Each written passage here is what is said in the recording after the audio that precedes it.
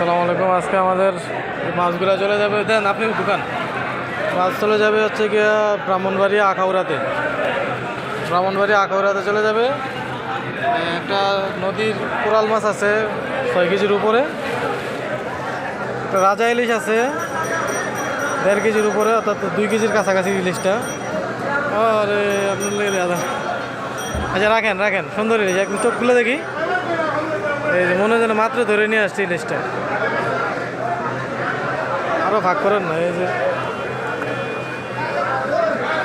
হ্যাঁ রাখেন রাখেন,